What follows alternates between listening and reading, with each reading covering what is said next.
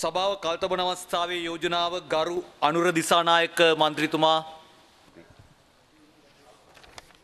ගරු සභාපතිතුමනි, මෙම කල්තබීමේ යෝජනාව ඉදිරිපත් කිරීමට අවස්ථාව ලබා දීම පිළිබඳව ඔබතුමාට බෙහෙවින් ස්තුතිවන්ත වෙනවා. පසුගිය අතුරු අයවැය ලේඛනයෙන් සංශෝධනය කරන ලද බදු ප්‍රමාණයන් හේතු කොටගෙන පාවිච්චි කරන ලද මෝටර් බයිසිකල් ट्रैक्टर ඇතුළු ජන ජීවිතයට අත්‍යවශ්‍ය වාහනවල මිල ඉහළ ගොස් ඇත. ඒ හේතුවෙන් ඒවා ආනයනය කරන අය මෙන්ම පාරිභෝගිකයන්ද අසීරුතාවකට පත්ව ඇත. මේ පිළිබඳ සැලකිලි ලක්කොට අවශ්‍ය බදු සහනයන් ලබා දෙන ලෙස යෝජනා කර සිටිමි. මා දන්නේ මුදල් ඇමතුමා නම් පේන්නේ නැහැ.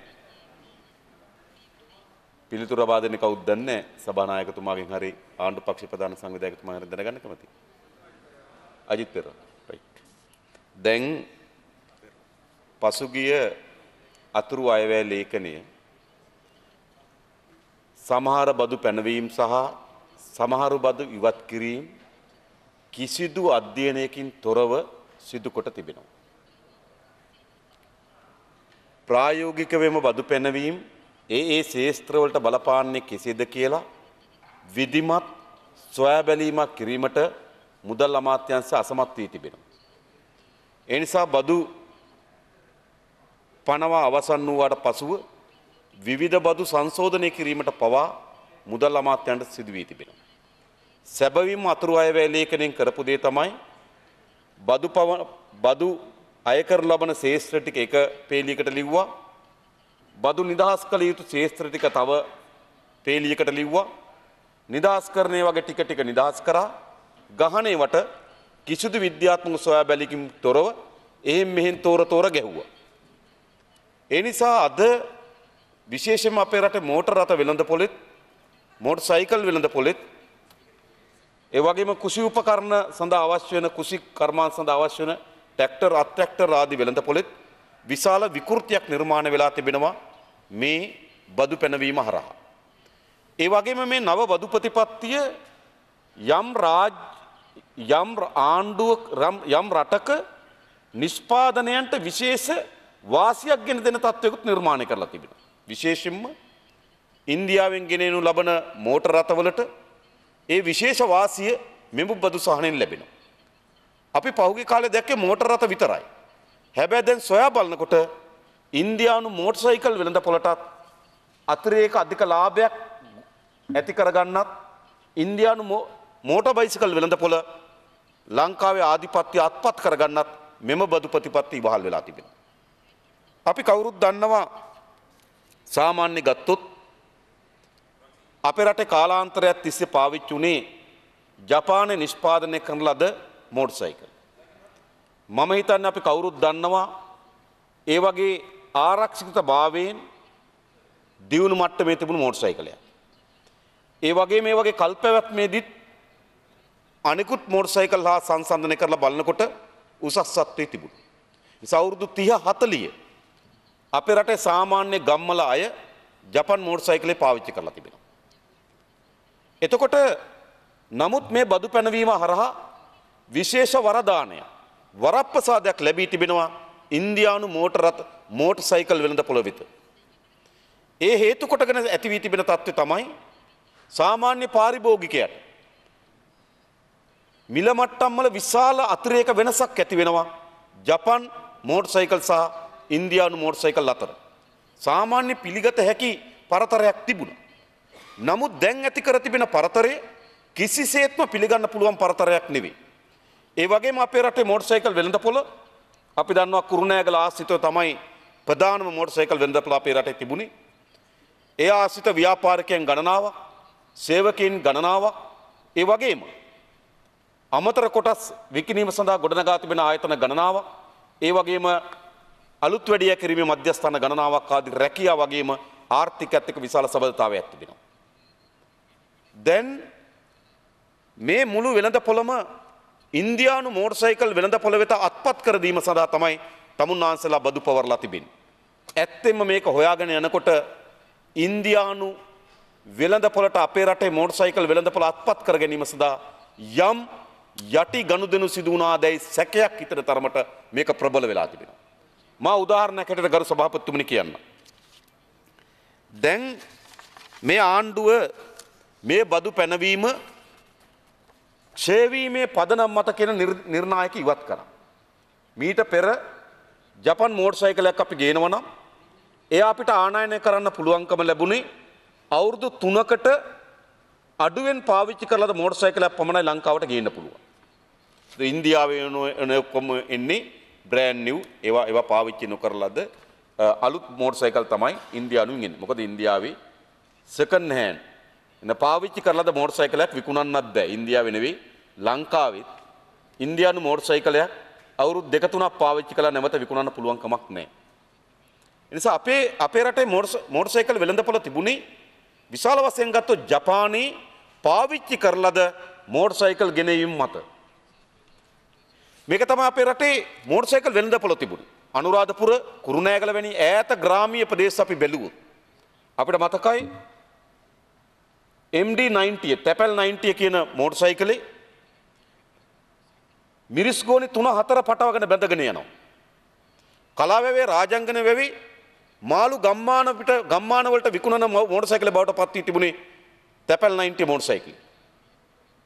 එතකොට සාමාන්‍ය කුස්කර්මාන්තය දෙන ගොවි ජනතාවට වී ටික බැඳගෙන යන්න, බිත්තර වී ටික බැඳගෙන යන්න, එළවලු ටික පටවගෙන එන්න විශාල කාර්යයක් මේ මෝටර් සයිකල විසින් ඉටු කරනු ලැබුවා. හැබැයි දැන් ඇති වී තිබෙනවා ඒ මෝටර් සයිකල් හැම එකක්ම පාවිච්චි කරලාද අවුරුදු 3ට වඩා අඩුවෙන් පාවිච්චි කරලාද ජපානයෙන් ආනයනය කරලාද මෝටර් සයිකල්. මොකද ජපානයේ බ්‍රෑන්ඩ් නිව් මෝටර් සයිකලයක් පාවිච්චි කිරීමේ තරම් පහසු නෑ. ඒක විශාල මිල අධිකයි. නමුත් අපේ රටේ ආරක්ෂාව පැත්තෙන් බැලුවත්, කාර්යක්ෂමතාවය පැත්තෙන් බැලුවත්, කල්පැවැත්ම පැත්තෙන් බැලුවත් ඉන්දියානු මෝටර් සයිකලයට වඩා වැඩියෙන් ජපානයේ පාවිච්චි කරලාද මෝටර් සයිකලේ කල්පැවැත්මත් ආරක්ෂාවත් ඒ වගේම එහි කාර්යක්ෂමතාවයත් වැඩියෙන් ගෙනත් දුන්නා. හැබැයි දැන් තමුන්නාසල මේ අතුරු අයවැය හරහා පනවන ලද විකෘති සාගත පදු ප්‍රතිපත්තිය මොකද හදලා තිබෙන්නේ? මේ පාර්ලිමේන්තුවේ කිසිවෙකුට මේ මෝටර් සයිකල් වෙළඳපොලේ අත්පත් කරලා තිබෙන විකෘති බදු ප්‍රතිපත්තිය පිළිගත හැකිද? ගරු සභාපතිතුමනි මම ඔබතුමාට එක උදාහරණයක් කියන්නම්. බජාජ් CT100 කියන ඉන්දියාවෙන් ආනයනය කර මෝටර් සයිකලයක් බ්‍රෑන්ඩ් නිව් ඒවා අලුතෙන්ම ආනයනය කරන ලද මෝටර් සයිකලයක් 1,60,880යි. මාගාව තිබෙනවා ඒ බජාජ් ආයතනයෙන් වෙළඳ ප්‍රචාරණ සඳහා දක්වන ලද ලියකියවිලි. මේ ලියකියවිලි වල ඒ වගේ මිල ගණන් සඳහන් කරලා තිබෙනවා. ඒතර බජාජ් CT100 විකුණුම් මිල 1,60,880යි. හැබැයි ඒ හා සමාන ගත්තොත් එන්ජින් ධාරිතාව ඊටත් වඩා අඩුවෙන් Honda MD90 කියන එක. ඒ කියන්නේ අපි කියන තැපැල් 90 මෝටර් සයිකලේ බදු ප්‍රමාණය විතරක් 1,74,000යි. පිළිගන්න පුළුවන්ද මේක? මුළු මෝටර් සයිකලෙම ඉන්දියාවෙන් ආනයනය කරනකොට 1,60,880යි. හැබැයි තැපැල් 90ට තමුන්නාසලා බදු ගහනවා 1,74,000. ගරු සභාපතිතුමනි මාගාව තිබුණා මෑතකදී කුරුණාගල වෙළඳ ව්‍යාපාරිකයන් ආනයනය කරන මෝටර් සයිකල් ගණනාවක විස්තර. මේ තියෙන්නේ මේ තැපැල් 90 මෝටර් සයිකලේ. ඔව්.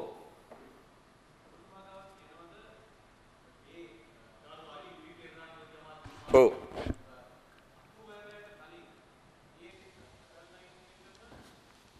මං කියන්න. නෑ ඒක සිද්ධ වුණේ මෙහෙමයි. මීට පෙර දැන් තැපැල් 90 මෝටර් සයිකලයක් අපි ආනයනය කරනකොට මීට පෙර බදු ප්‍රතිපත්තිය සකස් කරේ ක්ෂේවීමේ පදනම මත. හරිද?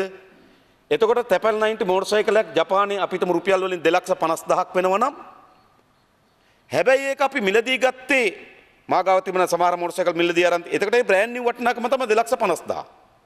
නමුත් අපි මිලදී ගත්තේ සෙකන්ඩ් හෑන්ඩ් එකක් 46,000. 46,000ට තමයි සෙකන්ඩ් හෑන්ඩ් බයිසිකලයක් ජපානයෙන් මිලදී ගත්තේ. මීට පෙර තමුන්නාන්සලා බදු ගැහුවේ මෙන්න මේ 46,000ට. දැන් තමුන්නාන්සලා බදු ගහන්නේ ක්ෂේවීමේ පදනම අත්තරිනවා. මේකයි තියෙන ප්‍රශ්නේ. ඒ කියන්නේ පාවිච්චි නොකරන ලද බ්‍රෑන්ඩ් නිව් මෝටර් සයිකලයක් ආනයනය කිරීමේදී ගහන බදු ප්‍රමාණයම ක්ෂේවීමේ පදනම මත ගෙන මෝටර් සයිකලයක් ගහනවා. තේරුණාද දන්න අජිත් පෙරමන්තුමා? මේ පිළිගන්න පුළුවන්ද? නෑ මෙහෙමයි ගරු මන්ත්‍රීතුමනි මෙතන තියෙන ගැටලුව මේ පිළිබඳව විමසා බැලුවාම දැන් ඉන්දියාවෙන් අරන් එන්නේ පාවිච්චි නොකළ කියන අලුත් මෝටර් සයිකලයක්. ජපානයෙන් අරගෙන එන්නේ ඔබතුමා කියන අඩු මිලට තිබුණේ පාවිච්චි කළ කියන්නේ සෙකන්ඩ් හෑන්ඩ්. ඔව්. කොට නමුත් රීකන්ඩිෂන්. එතකොට නමුත් ඇත්තටම ඔය සංසන්දනයේ ඉදා වුණත් මේකට කලින් වුණත් බ්‍රෑන්ඩ් නිව් අපේ රටේ ඔබතුමා මෝටර් සයිකල් පාවිච්චි කරලා තියෙනවද මන් දන්නේ නැහැ. අපේ රටේ ජපන් බ්‍රෑන්ඩ් නිව් මෝටර් සයිකලයක් පාවිච්චි කරන්න හරි අඩුවෙන්. ජපන් බ්‍රෑන්ඩ් නිව් මෝටර් සයිකලයක් ගරු සභාපතිතුමනි සාමාන්‍ය ගමේ ගොවියෙකුට රාජ්‍ය සේවකයෙකුට මාස්පට සොච්චම් වැටපක් ලබන කෙනෙකුට පාවිච්චි කරන්න බෑ. ඒ නිසා ජපන් මෝටර් සයිකල් වෙළඳපොළ අපේ රටේ තිබුණම සෙකන්ඩ් හෑන්ඩ්. තේරුම් ගන්න. බ්‍රෑන්ඩ් නිව් වෙළඳ අපි දන්නවා මේ CD 125 CD මේ 250 මේ සියලු motorcycle second hand bicycle. තමුන්නාසලා කර මීට කලින් බදු ගැහුවේ සෙකන්ඩ් හෑන්ඩ් බයිසිකලේ ඒ වටිනාකම බලලා සේවීමේ පදනම් මත තමයි බද්ද ගැහුවේ. තමුන්නාසලා අලුතෙන් යෝජනා කර සේවීම පදනම අයින් කරනවා. අපි ජපානයෙන් ගේන්නේ සෙකන්ඩ් හෑන්ඩ් බයිසිකලේ. හැබැයි බද්ද ගහන්නේ බ්‍රෑන්ඩ් නිව් බයිසිකල් එක බද්දේ. අලුත් ඒ කියන්නේ සාමාන්‍යයෙන් ගත්තොත් ජපාන් අලුත්ම එකක් ගත්තොත් ලක්ෂ 5 ඉක්මවනවා. දැන් මම හිතන්නේ අර CD 250 ඒ කියන්නේ මේ ඉස්ලාම් තිබුණ අපිට බෙන්ලි ඒ බයිසිකලේ පාවිච්චි කරන්නේත් නැහැ ගරු සභාපති. ඒ බයිසිකල් මම බැලුවා කඩේකට ගිහිල්ලා බ්‍රෑන්ඩ් නිව් බයිසිකල සල්ලි බැන්දොත් විතරයි ගේන්නේ ලක්ෂ 7මාරක් වෙනවා ජපානයේ ගේනකොට. ඒ නිසා බ්‍රෑන්ඩ් නිව් ජපාන් බයිසිකල් අපේ රටේ පාවිච්චි කරේ නැහැ. අපේ රටේ පාවිච්චි කරේ ජපානයේ බහුතරයක් සෙකන්ඩ් හෑන්ඩ් බයිසිකල්. හැබැයි දැන් තමුන්නාන්සලා මොකද කරලා තිබෙන්නේ? දැන් තමුන්නාන්සලා බදු ගහනවා සෙකන්ඩ් හෑන්ඩ් බයිසිකලයටත් බ්‍රෑන්ඩ් නිව් වටිනාකමට. සාධාරණද මේක? මේක කොහොමද අපි පිළිගන්නේ? ඒ නිසා කරු සභාපතිතුමනි ඒකයි මම කිව්වේ බජාජ් CT 100 මෝටර් සයිකලේ වෙළඳපොළට වෙනකොට 1,60,880ක් වෙනකොට Honda තැපැල් 90ක් 1,74,000ක් වෙනවා. බද්ද විතරක්. සාධාරණද මේ? මොන රටේ මොකද්ද කරු මට කියන්න ප්‍රතිපත්තිය? සෙකන්ඩ් හෑන්ඩ් බයිසිකලයකටත් බ්‍රෑන්ඩ් නිව් වටිනාකමේ බද්දක් ගන්න තමුන්නාසලා තීරණය කරේයි. ඒක කවුද පිළිගන්න පුළුවන්කම තිබෙන්නේ? ඒ වගේ මම කරු තම සභාපතිතුමා තවත් මම උදාහරණයක් කියන්නම්. සාමාන්‍ය අපි දන්නවා දැන් ඔය කාන්තාව වැඩිපුර පාවිච්චි කරන ස්කූටි එක. TVS ස්කූටි. ඒ කියන්නේ 90 එන්ජින් ධාරිතාව තියෙන බයිසිකලයක වටිනාකම 1,95,000යි. ඒ TVS එක ඉන්දියාවෙන් ගියේ. හැබැයි ඒ හා සමානම උපයෝගිතාවයක් තියෙන බයිසිකලය තමයි Honda DIO එන්ජින් ධාරිතාව 50 තියෙන ස්කූටරේ. දැන් ඉන්දියාවෙන් ගේන බයිසිකලෙන් වටිනාකම 1,95,000යි. හැබැයි ඊට වඩා කල්පවත්ම තිබෙන, ඊට වඩා ආරක්ෂාව තිබෙන, ඊට වඩා කාර්යක්ෂමතාවය තිබෙන හැබැයි සෙකන්ඩ් හෑන්ඩ්. ජපානයෙන් ගේන බයිසිකලයට බද්ද විතරක් වදින 1,47,000. මේක සාධාරණද? මාගාව තිබෙන ගරු සභාපතිතුමනි අපි දන්නවා ගම්වල සාමාන්‍ය පුරවැසියන් පාවිච්චි කරේ Honda Super Cub එක. Honda Super Cub බයිසිකලයක් අද ජපානයෙන් ගන්න පුළුවන් yen 35000ට. සෙකන්ඩ් හෑන්ඩ් බයිසිකලයක්. yen එකක් රුපියල් 1.15යි. වැඩි කරලා බලපුවාම රුපියල් 40250යි ජපානයේ රුපියල් 40250ට සුපර් කප් මෝටර් සයිකලයක් ගන්න පුළුවන්. හැබැයි බද්ද වදින 97600. ජපානයේ සුපර් කප් සෙකන්ඩ් හෑන්ඩ් බයිසිකලයක් 47250ට ගත්තාම බද්ද ගෙවන්න 97600. බයිසිකලේ වගේ දෙගුණයකට වඩා වැඩි තමුන්නාන්සලාගේ මේ සඳහා කරන බද්ද. ජපානයෙන් ගත්තාම MD90 බයිසිකලයක් අදත් අවුරුදු 3ට වඩා අඩුවෙන් පාවිච්චි කරන බයිසිකලයක් ගන්න පුළුවන් yen 40000ට. ඒ කියන්නේ රුපියල් 46000ට ගන්න පුළුවන්. හැබැයි රුපියල් 46000ට ගත්තට Honda Mail 90 එක රුපියල් 46000ට ගත්තට තමුන්නාන්සලාගේ මේ විකෘති බදු ප්‍රතිපත්ති නිසා බද්ද ගෙවන්න වෙන 1,74,000. අදත් ජපානයේ නානයන කරන තැපැල් 90 එක ජපානයේ මිලදී ගන්න වටිනාකම CIF value එක රුපියල් 46000යි. හැබැයි බද්ද ගෙවන්න ඕන 1,74,000. ඒ කියන්නේ මොකද්ද කර සභාපතිතුමනි? මෝටර් සයිකලේ වටිනාකම වගේ 4 ගුණයකට වැඩි ප්‍රමාණයක් බදු ගෙවන්න සිද්ධ වෙලා තිබෙනවා. මේ සාධාරණයි. ඒ නිසා මම එකයි කිව්වා මේ අතුරු අය ලේඛනිය. බදු වෙනස් කිරීම, බදු එහෙට මෙහෙට මාරු කිරීම කිසිදු අධ්‍යයනයකින් තොරව, කිසිදු ප්‍රායෝගික භාවිතාවකින් තොරව. මොකද ඔවුන් MD90 ගිහිල්ලා නැහැ. ඔවුන් තැපැල් 90 යන අය ඇසුරු කරලා නැහැ. තැපැල් 90 එකේ උපයෝගීතාවය දැකලා නැහැ. ඒ නිසා එහෙම පිරිසක් අයවැයලේකන කදපුවාම මේ જાතිය අරුම පුදුම වැඩ වෙන එක අපි පිළිගන්න වෙනවා. අපි ප්‍රතික්ෂේප කරන්නේ ඇයි? මේල් 90 යන කෙනෙක් උන්ට හම්බ වෙලා නැත්තම්, මේල් 90 කාර්යභාරයක් උන් දැකලා නැත්නම්, මේල් 90 යන කෙනෙක් උන් ඇසුරු කරලා නැත්තම්, මේල් 90 යන කෙනෙක් එක්ක උන් කෑම වේලා කාලා නැත්තම්, ඔවුන් කොහොමද දන්නේ ඒකේ වටිනාකම? ඒ නිසා සිද්ධ වෙලා තියෙන මොකද්ද? මේක ප්‍රායෝගිකව අධ්‍යයනකින් තොරව මේ අතුරු අය මම අහනවා අජිත් පෙරේරා මන්ත්‍රීතුමා නම් පිළිතුරු දෙන්නේ. ඇයි සේවීමේ වගුව අයින් කරේ? හේතුවක් කියන්නේ මොකද සේවීම වගුව අයින් කරේ? Tamanට හිතුණා Tamanට බ්‍රෑන්ඩ් නිව් බයිසිකල් ටික එන්නේ ඉන්දියාවෙන්, බ්‍රෑන්ඩ් නිව් කාර් ටිකක් එනවා ඉන්දියාවෙන්. බ්‍රෑන්ඩ් නිව් කාර් වලට බ්‍රෑන්ඩ් වල වට්ටා කරන ඉන්දියාවෙන් හම්බුණා යටි කුට්ටුවෙන් ගනුදෙනුවක්. ඒ ගනුදෙනුවට වෙළඳපොළ හදලා දුන්නා. අනිත් ඒවට ගැහුවා බදු පිට බදු. ඒ නිසා තමයි හයිබ්‍රිඩ් කාර් එකට බත් දෙන්නේ. ඒ ඉන්දියාවට වෙළඳපොළ හදලා දෙන්න ඕන. ඒ සඳහා තිබුණු ආයතනත් එක්ක තමයි කතා කරේ. මම දන්නවා මුදල් අමාත්‍යවරයා මේ බදු පැනවීමට පෙර මේ වාණිමියන්ගේ සාකච්ඡාවක් තිබුණා. ඒ වගේ ආධිපත්‍ය තරම් හිටියේ කවුද? මේ ප්‍රධාන සමාගම්කාරයෝ ටික ලංකාවට ඉන්දියාවෙන් බයිසිකල් මෝටර තාහනය කරන. ඒගොල්ලෝ තමයි සාකච්ඡාව ආධිපත්‍ය දරුවේ. ඒගොල්ලන්ගේ යෝජනා තමයි ක්‍රියාත්මක වුනේ. ඒ නිසා සිද්ධ වෙලා තියෙන්නේ මොකද්ද? සාමාන්‍ය ජනතාවගේ මෝටර් සයිකලයට බදු පිට බදු පනින පටවන ප්‍රතිපත්තිය තමයි උන්වහන්සේලා ඇදුවා. දැන් බලන්න මම තව උදාහරණයක් කියන්නම්.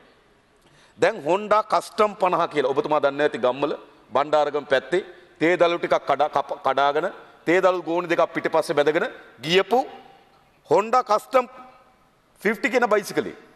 මේ බයිසිකලේ කරු සභාපතිතුමනි අද ජපානයෙන් ගන්න පුළුවන් සෙකන්ඩ් හෑන්ඩ් බයිසිකලයක් යෙන් 55000ට.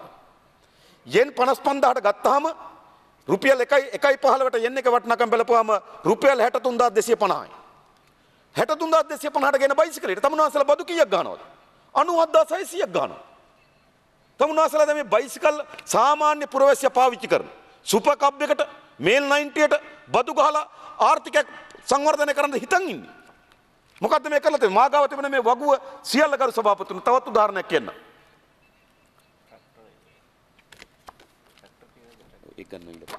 තවත් උදාහරණයක් කියන්න. Suzuki motor සයිකලයක්. මේක මාගාව තියෙන මේ ස්කූටි වගේ සාමාන්‍ය පාසල් යන ගුරුවරියෙකුට සාමාන්‍ය කාන්තාවන්ට පාවිච්චි කරන්න පුළුවන් බයිසිකලයක්.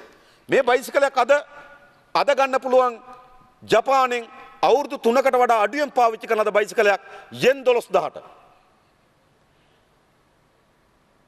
එතකොට රුපියල් වලින් බැලුවොත් රුපියල් 13800යි. අදත් සුසුකි මේ සාමාන්‍ය බයිසිකලයක් වෙන්නේ රුපියල් 13800යි. හැබැයි තමුන්වහන්සේලාගේ බද්ද කීයද? බද්ද 1,36,000යි. සාධාරණ 13600 ජපානයේ බයිසිකලයක් ගන්න පුළුවන්. තමුන්වහන්සේලා වරයෙන් එළියට ගහනවා, එළියට එනකොට ගහනවා 1,36,000ක බද්දක්. 13000යි මෝටර් සයිකලෙට. සාධාරණද මේක? ඒ නිසා කිසිසේත්ම තමුන්වහන්සේලාගේ මේ බදු පැනවීම පිළිගන්න බෑ. විතරක් නෙවෙයි. සාමාන්‍ය පුඩ් සයිකලයකට පාවිච්චි කරලා ජපානයේ එහෙම මේ පාවිච්චි කරන පුඩ් සයිකලේ බද්ද කීයද? පුඩ් සයිකලයකට බදු ගන්න රුපියල් 5000. එයි ඒ බයිසිකලේ යන අය තමුන්වහන්සේලා ඇසුරු කරලා නැහනේ. තමුන්වහන්සේලා ඇසුරු කරලා ඇති. මේ අයවැයලේකන හදපු අය. මේකයි සිද්ධ වෙලා තිබෙන්නේ. ඇත්තට සිද්ධ වෙමින් තිබෙන්නේ මොකද්ද කියලා තමුන්වහන්සේලා කල්පනා කරලා නැහැ. ඒ විතරක් නෙවෙයි. මේ බදු පැනවීම මත අපි දන්නවා ජපානයෙන් අපිට එනවා අපේ ගම්වල ගත්තොත් විශාල ලෙස අපි කුඹුරු හැවේ කුබෝටා අක්ටැක්ටරේ. කුබෝටා අක්ටැක්ටරේ තමයි සාමාන්‍ය ගොවි පවුලක සියල්ල කරේ. වී ටික ඇද්දේකෙන් කුඹුර හැවේකෙන් වෙලාවකට වතුර මැෂින් එකක වෙලාවකට වී ටික පාහින මැෂින් එකක වෙලාවකට පන්සලට යන්නේ එකෙන් වෙලාවකට මලගෙදර යන්නේ එකෙන් මේ සියල්ල කරේ කුබෝටා අක්ටැක්ටරේ. එන්නේ ඒක සාමාන්‍ය ගමක ගොවි පවුලත් එක්ක සම්බන්ධ වෙච්ච ට්‍රැක්ටරයක්. හැබැයි තමුන්වහන්සේලා මොකද්ද කරේ? කුබෝටා K800 කියන මෝටර් සයිකලේ මේ කුබෝටා K800 කියන අත්ට්‍රැක්ටරේ අදත් ජපානයෙන් ගන්න පුළුවන් යෙන් 50000ට. යෙන් 50000ට ගන්න පුළුවන්. ඒ කියන්නේ රුපියල් 55000යි. රුපියල් 55000ට ගන්න පුළුවන් ඊට වඩා අඩුවෙන් පාවිච්චි කරන මෝටර් සයිකල. හැබැයි තමුන්වහන්සේලාගේ බදු ගාණ කීයද? තමුන්වහන්සේලාද ඒ ට්‍රැක්ටරේ බදු ගාණ බවට පත් කරලා තිබෙනවා රුපියල් 73500. මම අහනවා තමුන්වහන්සේලාගේ මේ අත්ට්‍රැක්ටරේට මීට කලින් එක බද්දයි ගෙව්වේ. පැවති ආණ්ඩුව වෙන ඔක්කොම තියෙනවා. හැබැයි එක වැඩක් මේ අත්ට්‍රැක්ටර වලට බදු තිබුණේ නැහැ. අත්ත්‍රක්ටරයට ගහපු එකම බද්ද තමයි 2014 වර්ෂයේදී ජපන් අත්ත්‍රක්ටර සඳහා තීරු බදු වශයෙන් රොටරියට පමණක් රුපියල් 5000ක් අය කරගත්තා. ඔච්චරයි. රොටරිය ගේනවා රොටරියට රුපියල් 5000ක් අය කරගත්තා. හැබැයි දැන් මොකද වෙලා තියෙන්නේ? 2015 අලුත් අයවැයෙන් තීරු බදු වශයෙන් 73500ක ඉතා ඉහළ බද්දක් අය කරනු ලැබෙනවා. දැන් මට ආරංචියක් ආවා මේ යෝජනාව දාලා තිබු නිසා දන්නේ මුදල් ඇමතිවරයා හදිසි මෝටර් ආනයන කරුවන් සමග සාකච්ඡාවක් පැවැත්විලා තිබෙනවා. ඒ සාකච්ඡාවේදී පොළොන්නරුවෙන් ආපු ව්‍යාපාරිකයෙක් මෙන්න මේ අත්ත්‍රක්ටරයට මේ 73500ක් ගහන බදු පිළිබඳව ජනාධිපතිතුමා විසින් ඉදිරිපත් කරන ලියුමක් ඉදිරිපත් කළා තිබෙනවා. ඒ ලියුම අනුව මේ බද්ද අයින් කරා කියලා කියනවා. අපි දන්නේ නැහැ. මට දැන් සාකච්ඡාවේ හිටපු කෙනෙක් කතා කරලා කිව්වේ. හැබැයි මෙතෙක් අත්ත්‍රක්ටරයට බද්ද ගැහුවේ රොටරියට රුපියල් 5000ක් විතරයි. හැබැයි තමුන්නාන්සේලා අලුත් අය වේලේ එකෙන් අත්ත්‍රක්ටරයට බද්දක් වදිනවා 73500ක. ඒ නිසා ඔබතුමාද දන්නා පරිදි ගොවි ජනතාව මෙන්ම අඩු ආදායම් ලාභීන් භාවිත කරන අත්ත්‍රක්ටර හා මෝටර් සඳහා මෙසේ සිතා ගැනීමට තපහසු තරමේ ෂේවීමේ වගුව ඉවත් කිරීම නිසා බදු වැඩි කිරීමෙන් ගොවි ජනතාවට හා අඩු ආදායම් ලාභීන්ට කාර්මික තත්ත්වෙන් උසස් කල් පවතින ජපන් අත්ත්‍රක්ටර හා මෝටර් ලබා ගැනීමට තිබූ අවස්ථාව අහිමි කරලා තිබෙනවා. ඒ වෙන මුකුත් නෙවෙයි ඉන්දියානු මෝටර් වෙළඳපොළටත් ඉන්දියානු අනෙකුත් යන්ත්‍ර සූත්‍ර වෙළඳපොළටත් අපේ රට ගිල ගැනීමට අවශ්‍ය ඉඩකඩ හදලා දීලා තිබෙනවා. ඒක වෙනම කතාවක්. හැබැයි පළවෙනි ප්‍රශ්නේ ජනතාවට තිබුණා. පහසු අඩු මිල සහිත ඒ මිලදී ගැනීමේ හැකියාවද තමුන්නාන්සලා අහිමි කරලා තිබෙනවා. එමෙන්ම වසර 30කට අධික කාලයක් කුරුණෑගල ඇතුළු දිවයිනේ අනෙකුත් ප්‍රදේශවල මෙම ව්‍යාපාරයේ නිරත වූ ජපන් අත්ත්‍රක්ටර හා මෝටර් ආනයනකරුවන් දැඩි අසීරුතාවයකට පත් වී ඇත. එමෙන්ම මෙම ව්‍යාපාරයේ අතුරු රැකියාව ලෙස කාර්මික ශිල්පීන් පින්තාරුකරුවන් ඇතුළු විශාල පිරිසගේ රැකියාවන් අහිමිවීමේ අවදානමකට පැන නැගී ඇත. මේ සම්බන්ධයෙන් මේ වන විට ගරු අගමැති රනිල් වික්‍රමසිංහ මැතිතුමා ප්‍රතිපත්ති සම්පාදනය කිරීමේ නියෝජ්‍ය අමාත්‍ය ගරු හර්ෂ සිල්වා හා ඒ නියෝජිතයන් අතර කළ සාකච්ඡාවකදී දැනුවත් කරා ඒගොල්ලන්ට මේ අරුබුදේ. අගමැතිවරයාට කිව්වා. මුදල් ඇමති හර්ෂ ප්‍රතිපත්ති සම්පාදන නියෝජ්‍ය අමාත්‍යවරයාට කිව්වා. මේ ඔක්කොට මේ පිළිම සාකච්ඡා කරා. සාකච්ඡා කළා මාසයකට වඩා වැඩි කාලයක් ගත වෙලා තිබෙනවා. නමුත් තාමත් කිසිදු තීරණයක් නැහැ. එයි ඔවුන් ඇසුරු කරන්නේ මෝටර් යන අය. ඔවුන් ඇසුරු කරන්නේ අත්ත්‍රක්ටරෙන් ප්‍රයෝජන ගන්න අය. සෑම විටම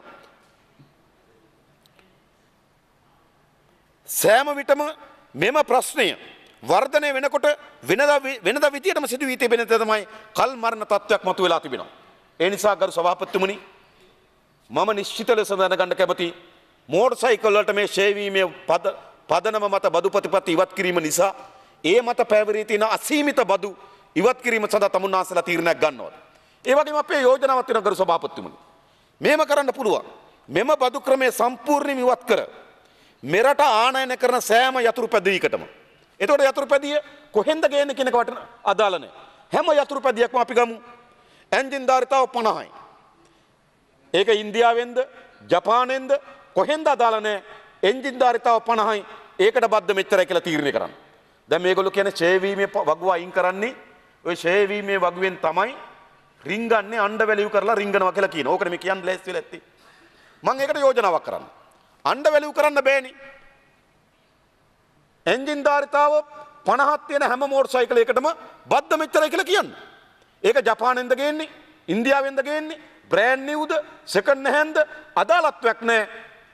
එන්ජින් ධාරිතාව 50ක් තියෙන මෝටර් සයිකලයට මෙච්චරයි. එන්ජින් ධාරිතාව 90ක් තියෙන මෝටර් සයිකලයට මෙච්චරයි. එන්ජින් ධාරිතාව 125ක් තියෙන මෝටර් සයිකලයට මෙච්චරයි.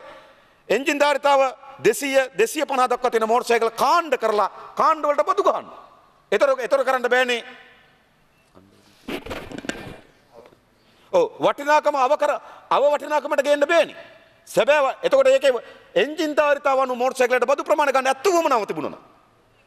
දැන් තමුන්නාන්සලා කරලා තියෙන දේ තමයි මේ වටිනාකම අව탁ෂේරු කරනවායි කියලා තමුන්නාන්සලා සිදු කර තිබෙන දේ තමයි සාමාන්‍ය ජනතාවගේ පාවිච්චි කරන සෙකන්ඩ් හෑන්ඩ් මෝටර් සයිකලයට විශාල බදු ප්‍රමාණයක් පවර්ලා ඒ අය විශාල අසීරුතාවයකට පත් වෙලා තිබෙනවා. මේ පිළිබඳ සාකච්ඡාවකදී අද මුදල් ඇමතිවරයා කියලා තියෙනවා ඉන්දියාවෙන් එන මෝටර් සයිකල් වලට 39ක් ලංකාවේ දේශීය ඇතුල් කරනවලු. මොන බොරුද? කොහෙන්ද අධ්‍යයනය කරේ? එතුමා කියන්නේ ඉන්දියාවෙන් ගේන මෝටර් සයිකල් වලට වටිනාකම එකතු කරලා තිනවා 139ක්. කොහෙද එකතු කරලා තිබෙන්නේ? ටයර් එකත් ඉන්දියාවෙන්. නට් එකත් ඉන්දියාවෙන්. ඒ ඔක්කොම ඉන්දියාවෙන් ගෙනලා මෙහෙ ගෙනලා හයි කරනවා. ඔච්චරයි කරන්නේ. එනිසා එතුමාගේ තර්කය බවට පත් වෙලා තිබෙන්නේ මේවට වටිනාකම එකතු කරලා තිබෙන නිසා දේශීය වටිනාකම එකතු කරලා තියෙන නිසා තමයි මේ සාහනේ දෙන්නේ කියලා. ඉන්දියාවෙන් ගෙන බයිසිකලයට දේශීය වටිනාකම එකතු කරලා නැහැ. කොහෙද එකතු කරලා තියෙන්නේ? කෑලි ගෙනලා මේ හයි කරනවා. ඔච්චරයි කරලා තිබෙන්නේ. ඒකට ඕන නම් බයිසිකලයක් හයි කරනවා නම් තරුණෙක් රුපියල් 1000ක් දාලා ඇති. දවසකට එක බයිසිකලයක් නේ තරුණ හයි කරන්නේ. එක තරුණෙක් නම් හයි කරන්නේ තරුණ බයිසිකල් 5ක් විතර හයි කරනවා. ඕන නම් රුපියල් 200යි. මුළු බයිසිකලයකටම එකතු කළ වටිනාකම. එනිසා මේ විශේෂ සහනය දෙන්නේ මේ එකතු කළ වටිනාකම ඇතුල් කරලා තියෙන නිසාලු. එනිසා තමුන්නාන්සලා ජපාන එකක් ගෙනල්ලා කෑලි ගෙනල්ලා හයි කරන වැඩේ පටන් ගන්නලු. දැන් ඒක තමයි කරන්න පටන් ගන්න තියෙන්නේ. මෝටර් සයිකලයට ගෙඩි පිටින් බදු ගහන නිසා කෑලි ගෙනල්ලා අද වෙනම මෝටර් සයිකලේ හදලා RMV එකට වෙනම සල්ලි දීලා මෝටර් සයිකලේ ලියාපදිංචි කරගන්නවා. අන්තිමට වෙලා තියෙන RMV එකේ සමහර අයට මුදලක් නිකයි යනවා. ඒ කොටස් වලට බදු ගහන්නේ. පාර්ට්ස් වලට බදු ගහන්නේ. කෑලි ගෙනල්ලා මෝටර් සයිකලේ හදනවද? ඒ මෝටර් සයිකලේ සම්පූර්ණ ගෙනවොත් බද්දක් ගහනවා. ඒකෙන් රින් ගන්න දැන් කරන දේ තමයි කොටස් ගෙනල්ලා බයිසිකලයක් අමුණනවා.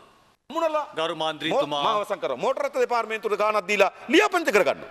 මේකයි සිද්ධ වෙලා තිබෙන්නේ. ඒ නිසා තමුන්නාන්සලාගේ මේ බදු ප්‍රතිපත්තිය තමුන්නාන්සලා අපේක්ෂා කරන බද්ද ලැබෙන්නෙත් නෑ. අන්තිමේට ඒ බදු වලින් රින් ගන්න සලස්මක් ඒ ව්‍යාපාරිකයන්ට හොයාගන්න සිද්ධ වෙලා තිබෙනවා. ඒ නිසා මේ බදු ප්‍රතිපත්තිය සකස් කිරීමේදී සාමාන්‍ය ජනතාව මුහුණ දෙන ගැටලු ඒ වගේම සාමාන්‍ය ජනතාවගේ වමනාව පිළිබඳ කිසිදු සැලකිල්ලක් නොකොට බදු ලැයිස්තු ලිව්වා අඩු කරන්න ඕන බදු ලැයිස්තු ලිව්වා අරවට ගහලා මේවට දැම්මා අයවැලේකන හතරද ඔහොම එක කොලයක ලිව්වා ගහන්න ඕන බදු අනිත් කොලේ ලිව්වා අයින් කරන්න ඕන බදු අයින් කරන්න කීයක් වෙනවද ගහලා කීයක් හොයාගන්න ඕනද කියලා ගැහුවා මේ එක්සයිස් පොතේ කරපු අයවැලේකනේ මේ නිසා තමයි ප්‍රායෝගික නැති යථාර්ථවාදී නැති ජනතාවගේ වමනාව පිළිබඳ සැලකිල්ලක් නොකර අයවැලේකන ඉදිරිපත් කරේ ඒ වගේම අවසන් වශයෙන් අත්ත්‍ක්ටරේ සඳහා තමුන්නාන්සලා පෙර තිබුණු බදු ප්‍රතිපත්තිය ගේන්න අත්ත්‍ක්ටරේටවත් ඒකටත් බදු ගහන්න. මොකද්ද මේ කරන්නේ? ඒ නිසා අත්ත්‍ක්ටර සඳහා පෙර තිබු බදු ප්‍රතිපත්තිය අනුගමනය කරන්න කියලා තමුන්නාන්සලා ඉල්ලා සිටිමින් විශේෂයෙන් මෙම යෝජනාව ඉදිරිපත් කිරීමට අවස්ථාව ලබා දීම පිළිබඳ ඔබතුමාට බෙහෙම නිශ්චිතවන්ත වෙමි. මම නතර වෙනවා. බොහොම ස්තුතියි. හොඳයි බොහොම ස්තුතියි. යෝජනාව ස්ථීර කිරීමට ගරු විජිත හේරත් මන්ත්‍රීතුමා ගරු මුලාසනරු මන්ත්‍රීතුමනි මේ යෝජනාව මා ස්ථීර කරනවා.